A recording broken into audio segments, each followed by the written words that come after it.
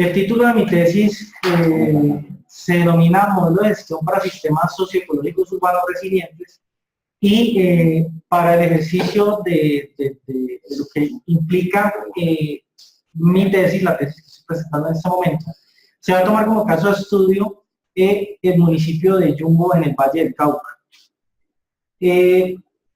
Básicamente, ¿ya? Listo, básicamente los contenidos de la presentación son 6. Una breve introducción, digamos, de contextualización para abordar, digamos, el problema o el fenómeno de la resiliencia, la formulación del problema de investigación, los objetivos, el marco teórico y la metodología mediante la cual se va a llevar a cabo el proceso de desarrollo de la tesis de doctorado. Inicialmente, pues, vale la pena, digamos, reconocer que el fenómeno de la resiliencia se ha venido dando, se ha venido generando, podríamos decir, en un multiverso de conceptos y abordajes que han traído consigo una serie de confusiones, si pudiésemos decirlo de esta manera. Indiscutiblemente hay una cantidad de conceptos que necesariamente están relacionados y tienen que ver o que aparecen en la perspectiva de la comunidad académica y científica cuando se habla de problemáticas complejas de la sociedad. Entonces nosotros encontramos que en la comunidad académica, de hecho ya también en las esferas políticas, pues uno encuentra que a veces se maneja de forma indistinta lo que tiene que ver con capacidad de adaptación, resiliencia, vulnerabilidad, mitigación, ¿cierto? Y que esto finalmente ha traído consigo un ejercicio de confusión conceptual que ha de alguna manera dificultado la implementación efectiva de las estrategias o de las acciones que se pueden llevar a cabo para implementar lo que nosotros conocemos como resiliencia, ¿cierto? Y pues esto tiene que ver un poco también con la apropiación conceptual de ese fenómeno por parte, digamos, de los entes territoriales, de los estados, ¿cierto?, para orientar programas de inversión. Entonces se habla de programas de inversión para ciudades resilientes y una cantidad de elementos que han contribuido, digamos, en ese multiverso pues, de elementos conceptuales que es necesario abordar con mucho, digamos, con mucho criterio y mucha claridad, y que para ello en este caso nosotros pues es necesario que empecemos con reconociendo un poquito lo que, el ejercicio de lo que es un sistema, ¿cierto? Porque digamos ya hay parte de la necesidad de empezar a llevar a cabo ese ejercicio de relación o de precisión conceptual, ¿cierto? Inherente a la resiliencia, y pues básicamente los sistemas fundamentalmente están, digamos, tienen estos 3 elementos que ustedes pueden ver allí. Todos los sistemas con que nosotros nos encontramos pues tienen función, tienen integridad y tienen una estructura, ¿cierto? Y a partir de esos 3 elementos se define la manera en cómo estos sistemas se relacionan con otros sistemas a su vez.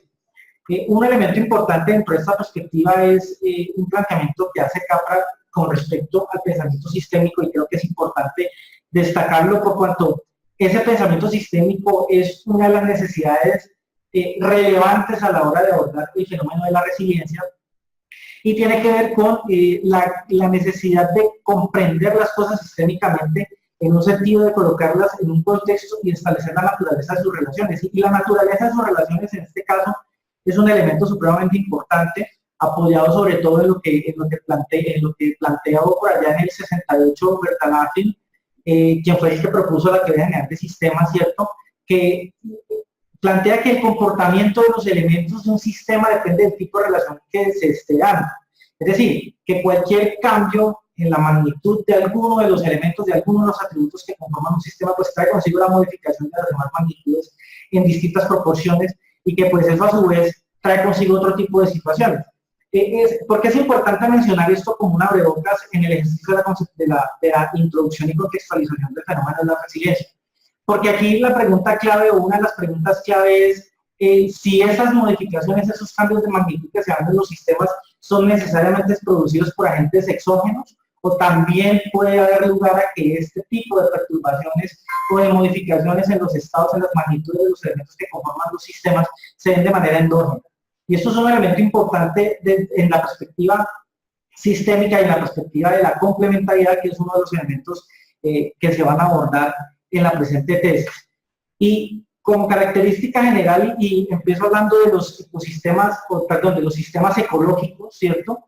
Pues los sistemas ecológicos pues tienen dos elementos o dos características fundamentales que son el principio de autoorganización y las propiedades emergentes.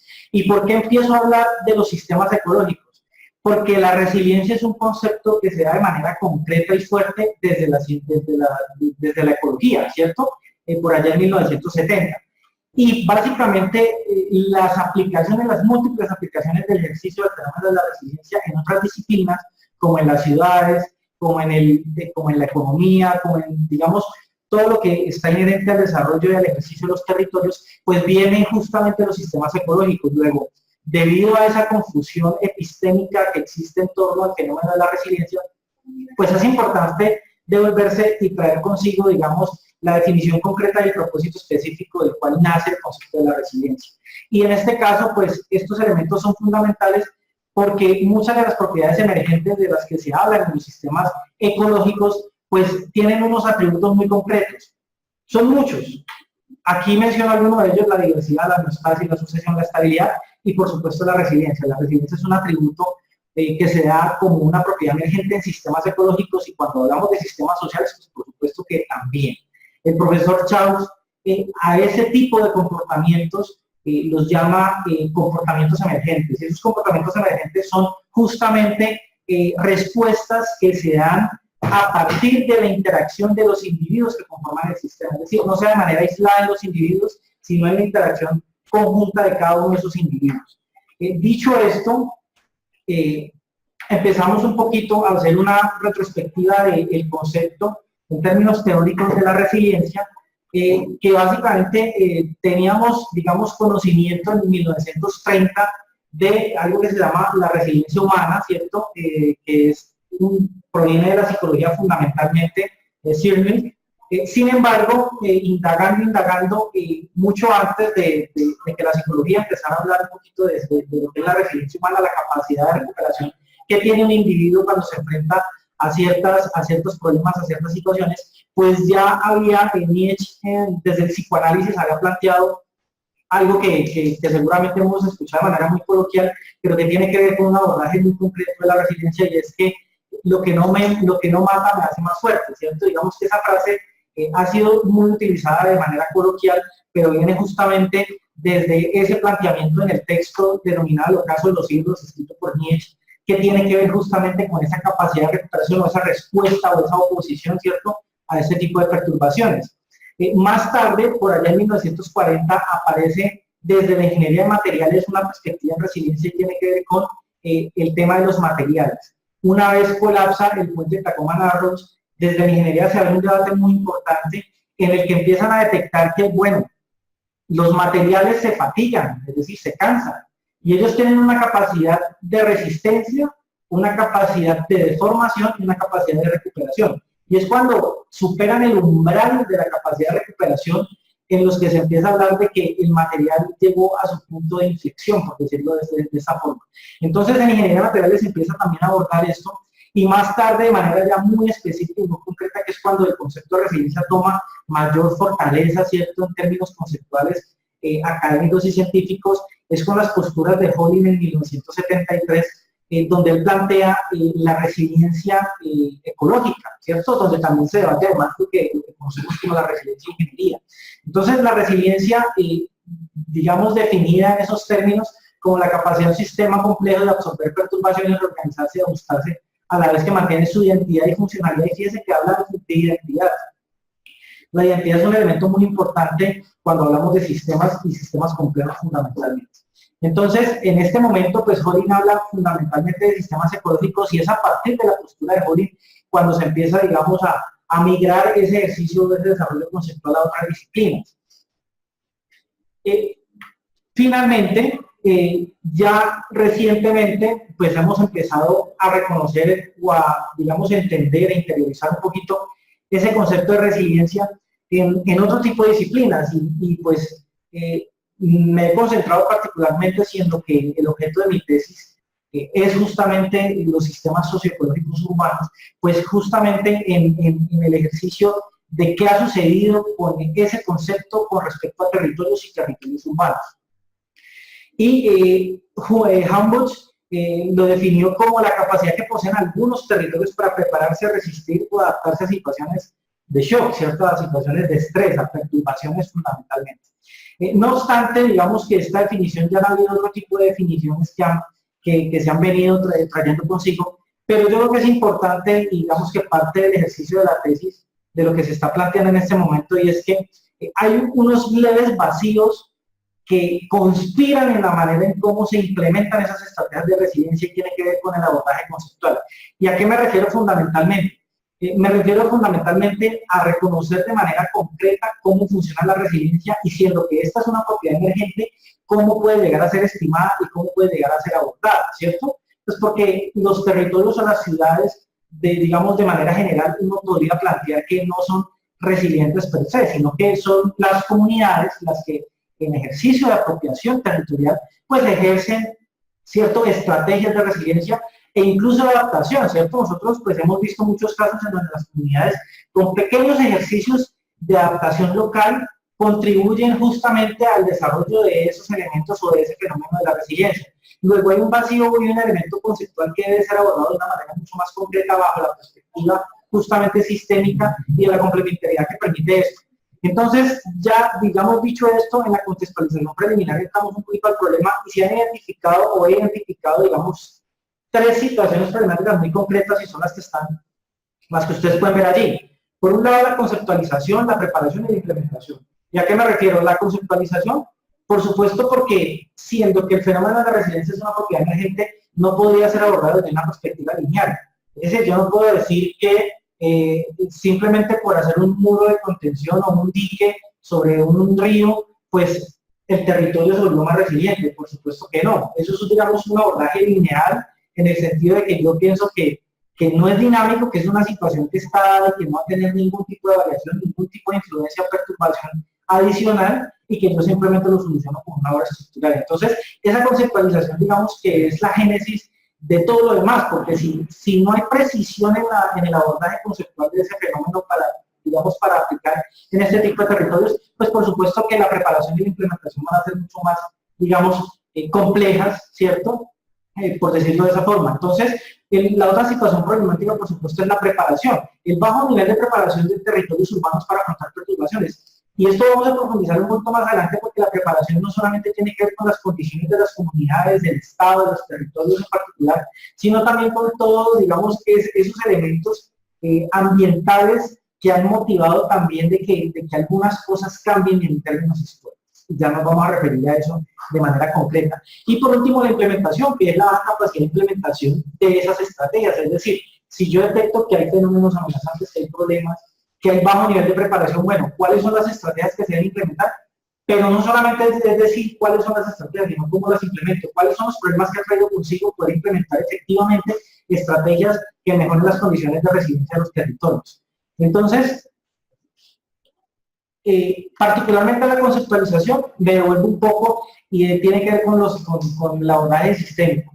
Si nosotros, digamos que en términos socioecológicos, lo que plantea Walter y Archer es que, y Berkes y Folke, que fueron creo que los primeros que abordaban el tema de los sistemas socioecológicos, plantean como una relación lineal que existe entre los subsistemas sociales y los subsistemas ecológicos.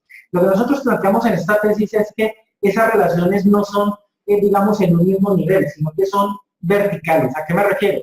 Los subsistemas sociales forman parte de los subsistemas ecológicos y por lo tanto hay una relación de dependencia y a su vez estas relaciones se dan en una superficie geográfica y en un marco general que es una categoría conceptual superior que es lo que denominamos ambiente, que es digamos, el ejercicio mismo de este doctorado. Entonces, en ese sentido, pues encontramos de que en esta relación, que es donde se dan las propiedades emergentes, que es lo que yo empecé hablando en la contextualización, pues por supuesto que aparece el fenómeno de la resiliencia y se debe abordar a partir de esos elementos. Y aquí hay tres elementos que son importantes de tener en perspectiva. Por un lado, porque plantea que la resiliencia no puede abordarse de forma lineal, que es lo que les venía comentando, debido a que esta es una propiedad emergente, es decir, no es algo que se da a partir de cada uno de los individuos, sino como resultado de la interacción de todos los individuos con los subsistemas ecológicos en este caso, porque la ciudad finalmente es eso, la ciudad no es un ejercicio aislado de comunidades, sino que se da sobre una superficie geográfica en relación con subsistemas ecológicos. Por otro lado, plantea que el todo es algo más que la suma de sus partes, que es algo más, lo que está planteado pues allí, es algo similar a decir que un bosque es algo más una colección de árboles, ¿cierto? Digamos que la funcionalidad ecológica de lo que provee un conjunto de árboles o un bosque es distinta a lo que puede producir un individuo y a eso se refiere con las propiedades emergentes. Y por último, Merrill plantea en un artículo muy interesante que es un atributo que se da como resultado de la relación socioecológica y está hablando específicamente de la resiliencia. Entonces, fíjense que si partimos de esta perspectiva y de lo que están planteando estos tres autores, necesariamente tenemos que decir que la resiliencia como propiedad emergente es justamente el resultado de esas relaciones entre los sistemas, pero que además esos elementos o esos sistemas tienen factores propios de desestabilización, lo que empieza a complicar la ecuación y es un tema que vamos a abordar un poco más adelante. Eso es lo que tiene que ver con la conceptualización, ¿cierto? En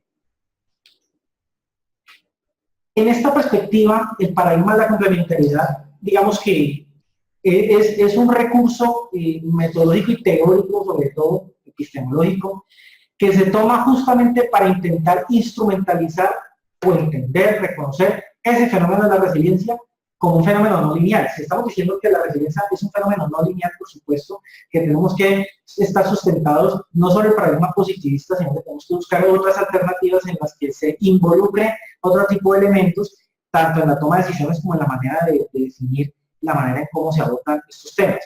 Entonces, en cuanto a la preparación, pues encontramos eso.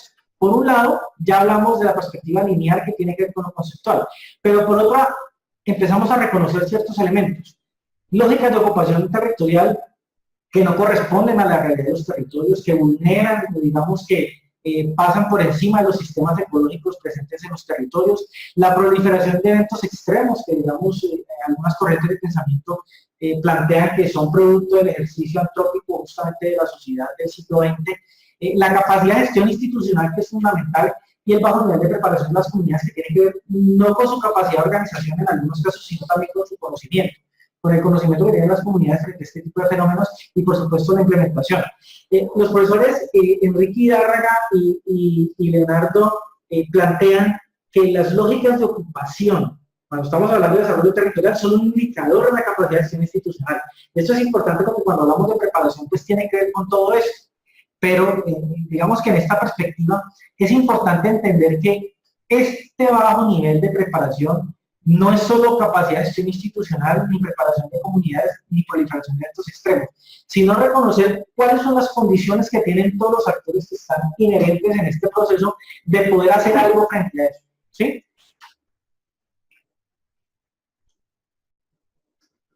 También encontramos en esto lo que tiene que ver con la proliferación de actos extremos, que era lo que les mencionaba hace un rato.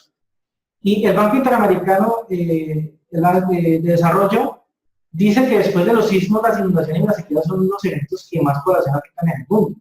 Sedano reafirma esto donde dice que el 95% de los desastres socionaturales en el mundo son producidos por fenómenos hidrometeorológicos. Y el IDEAM, en sus informes de 2007, 2010, 2011, que fue la ola invernal, digamos, una de las olas invernales más fuertes que hemos tenido en los últimos 40 años, plantea que las inundaciones afectan a cerca del 10% del territorio nacional, siendo uno de los fenómenos que más, digamos, pérdidas sociales y económicas ha tenido en el país. Entonces, cuando hablamos de resiliencia, por supuesto, no podemos hablar de resiliencia en abstracto, sino que tenemos que empezar a reconocer, bueno, resiliente a qué, qué estamos hablando de manera concreta. Y siendo que de los fenómenos socionaturales de los que hablamos, y más tarde les cuento por qué menciono socionaturales, pues encontramos de que las inundaciones son uno de los principales problemas que afecta y por lo tanto pues uno de los elementos de mayor importancia para ser abordado. Y por último, cuando estamos hablando de las situaciones problemáticas, recuerden conceptualización, ¿cierto? Preparación y por último la implementación, pues encontramos de que ese ejercicio de implementación se lleva a cabo, se debe llevar a cabo a través del ejercicio de la gestión. Y que dentro de todo lo que hemos discutido, lo que les he mostrado hasta ahora, pues el ejercicio de la gestión no puede ser solamente implementar acciones. ¿Cómo yo implemento acciones? Sino que va desde la conceptualización misma, porque si yo tengo una conceptualización que no responde o que no me permite detectar las situaciones o las condiciones reales y concretas del territorio, pues mis estrategias van a ser deficientes y la implementación de esas estrategias pues va a ser mucho más difícil. Luego ese ejercicio de gestión necesariamente tiene que ver con la conceptualización desde paradigma de la complementariedad, la evaluación de los territorios a partir de esa conceptualización y, por supuesto, la definición de las estrategias y la ejecución de acciones. Entonces, hablamos necesariamente en este, digamos, en este circuito de lo que tiene que ver con gobernanza y política pública, que, digamos, a la luz de lo que está considerada la ley nacional para Colombia, pues eso tiene que ver con planificación territorial.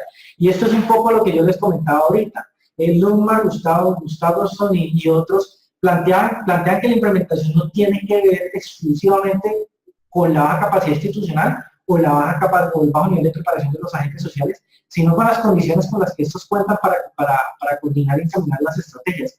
¿Y por qué abordo esto? Porque finalmente, digamos que es muy común que en espacios científicos, académicos, siempre nos refiramos a que los problemas de implementación de las estrategias dependen de voluntad política, y en su mayoría es así, ¿sí? Digamos que por lo general es así. No obstante, muchas veces cuando hay voluntad política, resulta que hay otro tipo de obstáculos que dificultan la implementación de esas estrategias. Entonces, luego, más allá de eso, ¿cuáles son esos obstáculos? Y yo creo que es importante para esta tesis detectar cuáles son esos obstáculos de implementación de esas estrategias para poder tomar decisiones frente a eso.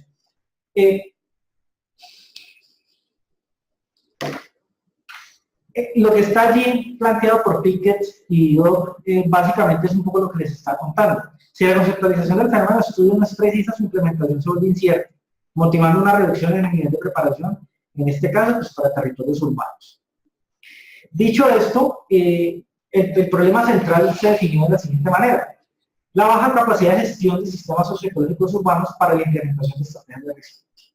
Y básicamente eso sustentado en esos tres elementos o situaciones problemáticas de las que les vengo hablando, que es la conceptualización, ¿cierto? La perspectiva lineal con que se aborda la resiliencia, la preparación, con digamos la proliferación de eventos extremos, pero también lo que tiene que ver con capacidad de gestión tanto de los entes territoriales institucionales como de las comunidades, y por supuesto el bajo nivel de preparación de territorios frente a las perturbaciones ya ambientales como tal, que traen consigo consecuencias de vacíos conceptuales y metodológicos, pérdidas sociales y económicas, y por supuesto, comunidades y territorios que no están preparados para los efectos producidos por este tipo de fenómenos y desconfianza frente a los procesos de gobernanza y sus acciones, ¿cierto?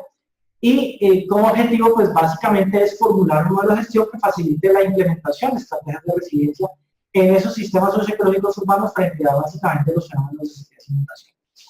Y básicamente, dentro de los fines y medios que están dados a partir de los objetivos específicos, pues básicamente tiene, digamos, esa misma estructura. Están, digamos, estructurados a partir de lo que debe ser la conceptualización, la preparación y la gestión.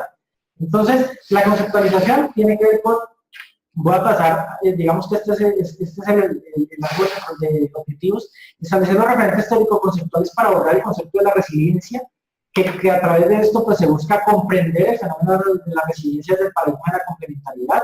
Por otro lado, estimar la resiliencia en sistemas socioecológicos urbanos bajo la perspectiva de la complementariedad concretamente para inundaciones, buscando posibilitar mecanismos de gestión operativa, ¿cierto?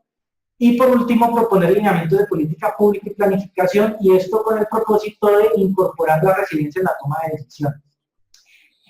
Aquí están básicamente pues estructurados, que están contenidos en la anterior lámina, que es el objetivo general, y los tres objetivos específicos básicamente pues, son los medios y están estructurados bajo las tres premisas que yo les venía comentando hace un momento.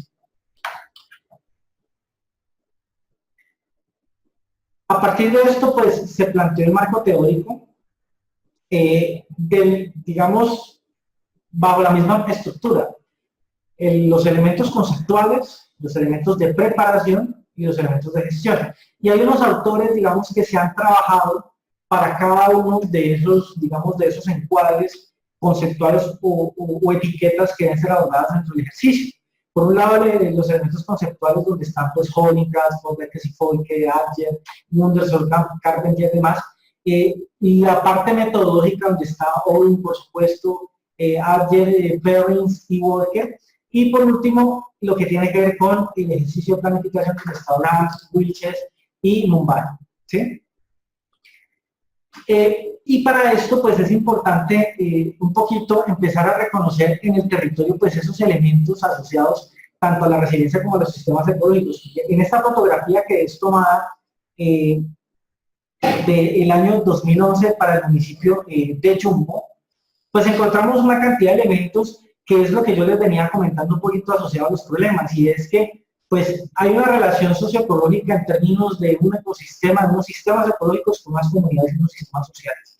Pero por supuesto que hay una relación inestable en la medida en que las lógicas de desarrollo y ocupación del territorio, pues digamos que han sido dispuestas o se han venido llevando a cabo en contravía, digamos, a las lógicas que deberían llevarse a cabo para evitar eso.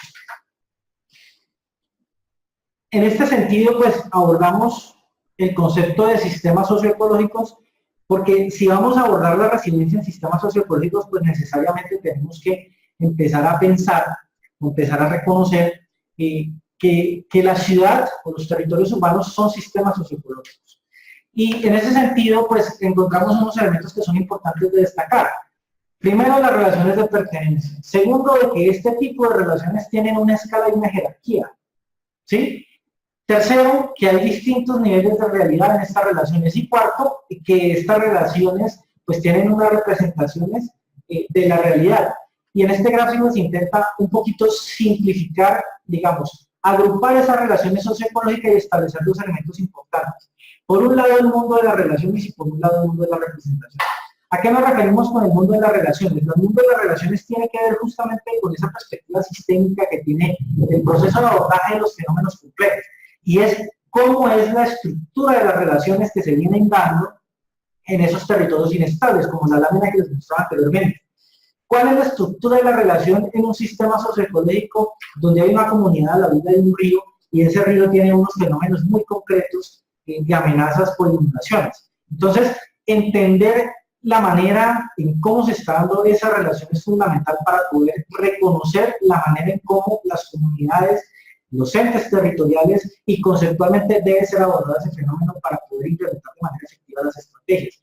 Por otro lado está el mundo de las representaciones, y es que finalmente los territorios son representaciones. Y ya lo decía Milton Santos, pues finalmente el territorio, los territorios, pues son la representación de esa relación entre sociedad y naturaleza. De alguna manera, en abstracto, podemos decirlo así. Es decir, no podemos decir que el territorio es algo físico. El territorio se da cuando una comunidad se apropia de una superficie geográfica, y en ese ejercicio de apropiación, pues por supuesto que interviene, transforma el espacio, ¿cierto? Tiene cierto tipo de acciones. Por lo tanto, hablamos de que el territorio y la ciudad son representaciones. ¿Y son representaciones de qué? Pues de esas relaciones socioecológicas. Entonces es importante entender la ciudad como objeto socioecológico, porque la ciudad es eso. Nosotros encontramos cuando abordamos la ciudad unas decisiones que toma el Estado. El Estado dice, es que las ciudades deben ser abordadas así. Y las comunidades piensan otras cosas y dicen, no, es que nosotros debemos desarrollarnos así. Bueno, todas esas relaciones, ¿cómo deben ser abordadas en términos concretos a la luz o a la perspectiva de la resiliencia? Y por otro lado, pues está, por supuesto, la resiliencia. Y la resiliencia en términos conceptuales, pues tiene varios elementos importantes. Por un lado, inicialmente está el principio funcional, ¿cierto? Estamos hablando de, digamos, dentro de todo ese universo de desarrollo conceptual y teórico de la resiliencia, pues digamos que hay unos que son los más destacados dentro de ese universo conceptual. Por un lado, el principio funcional, que tiene que ver con la capacidad de un sistema de seguir funcionando después de una perturbación. Después aparece el principio de equivalencia, que tiene que ver con la cantidad de perturbación que es capaz de absorber un sistema sin cambiar sus propiedades.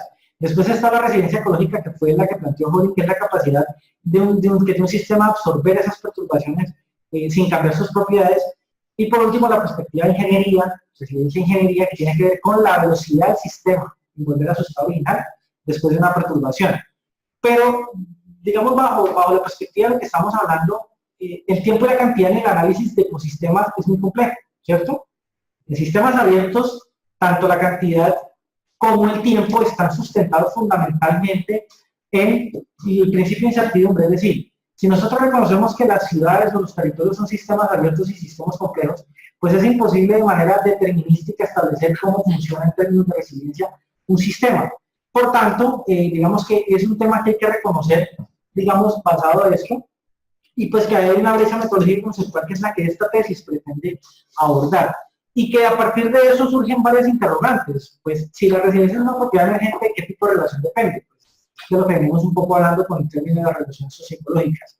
La resiliencia está directamente relacionada con la perturbación, La resiliencia puede verse afectada por elementos ajenos a la perturbación y aparecen otros elementos acá. La resiliencia tiene una relación directa con la perturbación que la provoca. ¿Por qué? Porque esta solamente aparece una vez, digamos, el sistema se enfrenta a la perturbación. Por otro lado, las perturbaciones no son constantes y son elementos que es importante entender en el ejercicio de implementación y conceptualización de la resiliencia. ¿Cierto? Las perturbaciones no son constantes, estas aumentan, disminuyen o pueden dar lugar a otro tipo de perturbaciones. Y al igual que las perturbaciones, la resiliencia tampoco es constante. Esta puede aumentar, disminuye y tiene un alto nivel de dependencia de la estabilidad del sistema, ¿sí? Y de los propios factores de desestabilización de ese sistema. Y eso está sustentado sobre los, digamos, sobre las leyes de la complementariedad, podemos decir, que tiene que ver con el nivel de realidad, con los distintos niveles de realidad, con el principio de tercer incluido y con la complejidad. Y por supuesto, esto está apoyado, digamos, en el teorema de Gödel, que plantea que las leyes de un determinado nivel de realidad no son suficientes para describir la totalidad de los fenómenos que ocurren en dicha realidad, ¿cierto? Y eso es bien importante tenerlo en cuenta, porque aquí queremos, digamos que quiero mostrarles eso de manera muy concreta, y es que esto se nos mostró en la primera lámina, ¿cierto? Un sistema, digamos, que está integrado a partir de la función integral de su estructura. Cuando un sistema sufre una perturbación y se adapta, pues el sistema adaptado no es igual al sistema. La integralidad o la relación, la manera en cómo se relacionan sus elementos, cambian completamente, ¿sí? Y a su vez, cuando la perturbación es de mucha más magnitud y el sistema se transforma, pues por supuesto que la integridad de esos elementos también reviste otro tipo de complejidad. Es decir, un sistema transformado sigue ofreciendo las mismas funciones, cuya estructura e integridad, digamos que está, digamos, levemente modificada, por decirlo de esta manera. Y esto lo planteo a continuación a partir de unas funciones de pertenencia teóricas que se están desarrollando para la modelación, que se desarrollarán para la modelación en lógica difusa para entender el fenómeno de la resiliencia. Y es que los sistemas en su estado inicial pues tienen un espectro de resistencia, que es la posición que tiene el sistema frente a una perturbación. Cuando la perturbación supera ese espectro o ese umbral de resistencia, pues hay un proceso de adaptación de ese sistema. Este umbral que se da desde el estado inicial hasta el sistema adaptado es la resiliencia original de ese sistema, ¿sí? Es la resiliencia original de ese sistema. Y finalmente la resiliencia ofrece la capacidad de que a pesar de sufrir daños o impactos con motivo de esa perturbación, pues el sistema conserve lo que les dije, sus principales funciones y atributos, lo que implica que en un mayor o menor tiempo volverá a un estado similar al original. Y esto tiene que ver con el espectro de resiliencia. Ahora, si nosotros vemos que la perturbación fue mucho más allá y que con el sistema no le bastó adaptarse, sino que tuvo que transformarse, es decir, tuvo que cambiar la funcionalidad dentro de su estructura, encontramos que el espectro de resiliencia en este caso es distinto. Pero ojo, la resiliencia del sistema adaptado no es la misma que la resiliencia del sistema transformado. Y a eso me refiero yo con las propiedades emergentes, es decir, los sistemas adaptados, los sistemas transformados y los sistemas colapsados son estadios distintos del sistema, mientras que la resiliencia es una propiedad emergente, es decir, subyace a partir de cada una de las condiciones o estadios de cada sistema. Y eso es importante tenerlo claro en términos conceptuales, pues porque finalmente de esa manera es que podemos implementar, bajo la perspectiva de la complementariedad, de manera mucho más concreta eso. La capacidad de adaptación es principalmente un atributo social para gestionar el sistema, y esto es importante para gestionar el sistema. Eso plantea Walker, no con eso queriendo decir que es exclusivamente social, por supuesto que hay unos atributos psicológicos, como ya lo veíamos, que son bien importantes. Otra cosa, y esto funciona de la misma manera como se lo venía mostrando, cuando la perturbación es tan alta que el sistema colapsa, es decir, no es capaz de recuperarse ni siquiera adaptándose ni cambiando sus propiedades, ni su estructura ni su integridad. ¿Qué quiere decir eso? Que cuando el sistema colapsa, pues por supuesto que a partir de cada uno hay un espectro de resiliencia, pero que al final pues no hay lugar a espectro de resiliencia si el sistema colapsa, y por supuesto digamos que hay lugar a un nuevo sistema o a que efectivamente el sistema llegó hasta allí, ¿sí? Entonces, el colapso del sistema se da cuando la magnitud de la perturbación sea tal que el sistema no es capaz ni de resistir, ni de recuperarse, ni de adaptarse, ni de transformarse, ¿sí? Por lo tanto, colapsa. Y esto, pues, está expresado de una manera mucho más concreta, voy a ir un poquito más rápido, porque ya estamos cumpliendo el tiempo. esta gráfica lo que intenta explicar es justamente esos diferentes estadios a partir de lo que puede ser una perturbación, que es cómo pasa de la resistencia a la adaptación, a la transformación, al colapso, y en qué momentos hablamos de un nuevo sistema, entendiendo, digamos, ese pensamiento histórico concreto. Todo eso, ya les dije básicamente lo que vamos a hacer: desarrollo conceptual, estimación y incorporación de esa resiliencia en la toma de decisiones a través de lineamientos de política pública y planificación. Pues metodológicamente tiene tres fases que corresponden a los sistemas y que corresponden a las situaciones problemáticas que identificamos desde el principio de la lámina. Básicamente la fase 1 se va a llevar a cabo, bueno, ya se hizo básicamente, que es una revisión sistemática de bibliografía a través de un análisis bibliométrico de bases de datos, esta del arte marco teórico y la propuesta conceptual. Se revisaron estas bases de datos que son Environmental Studies, Scopus, Cielo, Redalit y Science Direct, y a partir de esa metodología, ese análisis sistemático de bibliografía, que es una metodología que viene desde la ingeniería de sistemas, pues básicamente se logró depurar la información y hacer la propuesta conceptual, que pues es objeto del desarrollo de la tesis, ¿cierto? La fase 2, que es el método de estimación, pues se han detectado dos métodos o técnicas que se van a llevar a cabo para la estimación de esa resiliencia. Una es la lógica difusa y otra es el análisis multivariable. La lógica difusa y el análisis multivariable nos permiten procesar información cualitativa y cuantitativa en un mismo nivel, que es justamente la dificultad de los ejercicios lineales. Entonces, cuando nosotros hablamos de que todo esto lo vamos a hacer con el principio de la complementariedad, pues lo que buscamos justamente es eso, de que no hay lógica difusa donde yo puedo medir variables cuantitativas, cualitativas, perdón, y sopesarlas con variables cuantitativas, pues poder, digamos, tener un espectro general mucho más concreto de lo que son las condiciones de resiliencia, y pues una vez con esta información recogida, se pretende modelar el sistema de información geográfica, ¿cierto? A través de una propuesta de sistematización que está definida, la definición de indicadores, y por supuesto el caso de estudio que, como les mencionaba en la lámina número 1, pues será en la ciudad de Yumbo, en Valle del Cauca, ¿cierto?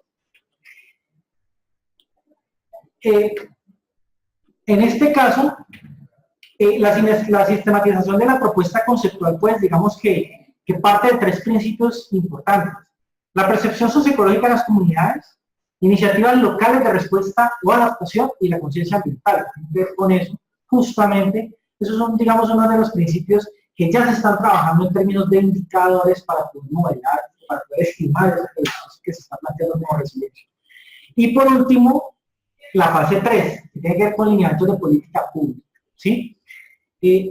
Pues básicamente, como les decía, la propuesta de la tesis es un modelo de gestión, y ese modelo de gestión debe tener con total claridad, debe plantear con total claridad, bueno, cuáles son las posibilidades efectivas de implementar eso, pero no tiene que ver exclusivamente con los entes territoriales y con la comunidad, sino también con, bueno, qué está pasando en la política pública actual. Está la posibilidad de reglamentar o de cuáles son los instrumentos para poder esos esquemas cooperativos donde se llevan a cabo pequeños ejercicios de adaptación local. Bueno, ¿cómo podemos replicar eso en otra escala? Y ese es el reto del ejercicio de política pública, de cuáles son los instrumentos en términos de legislación con los que se cuentan y de planificación para poder escalar esas estrategias, esos pequeños procesos exitosos que ya se han visto en muchas partes del país, que puedan llegar a alcanzar otro tipo de escala y sea a través de instrumentos efectivos para su implementación, ¿cierto? Esta es la bibliografía y ya cierro con 38 minutos. Muchas gracias.